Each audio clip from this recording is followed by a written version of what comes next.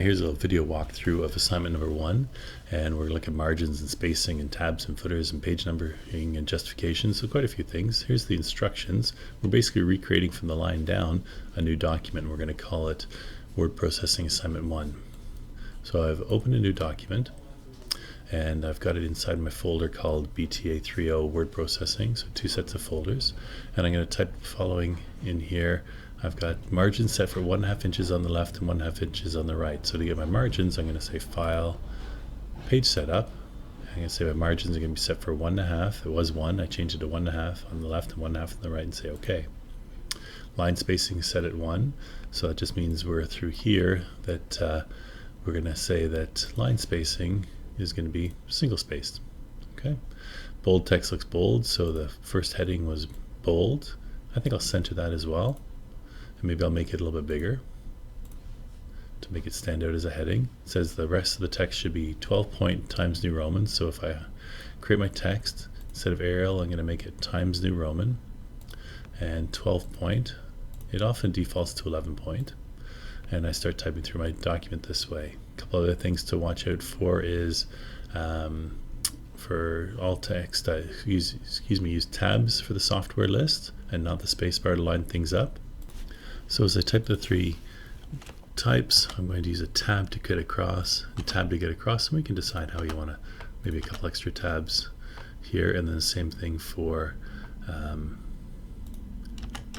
match these up. And if you try to use a space bar, it may look nice on your page, but it will not print right, and it'll actually have a little squiggle going down. So you want to use the tabs to get across.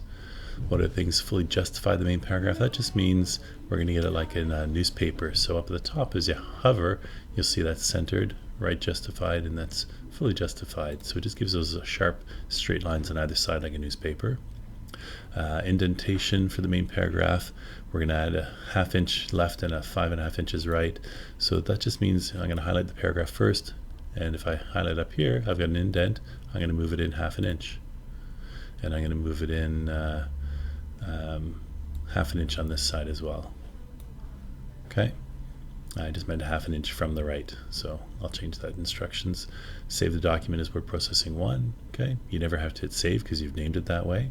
I think there was somewhere you need to put a header and a footer with your name and a header for the date, the assignment, and the assignment number. So at the top, I'm going to double click. That means I get into the header, and the header is just what's going to show up on every page at the top of every page.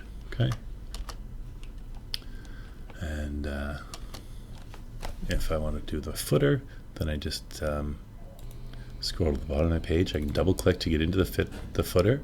I can type things in here, so like the page 1 will show up, but page 1 is going to show up then on every page. So if I go here and I say enter and I get into a new page, I'll see at the bottom of page 2 it still says the number 1. So we need to be a little trickier than that.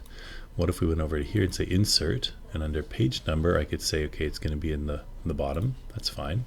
But then I could say of, and then I could say into insert page count. So now it says 1 of 2, and the bottom of the second page says 2 of 2. So I didn't type the number 1. I made it figure out which page number I'm at, and then it said of how many pages there are. So it gets a little bit trickier, right? And I think I needed to center that, and you can look at the rest, but I'm just giving you the overall.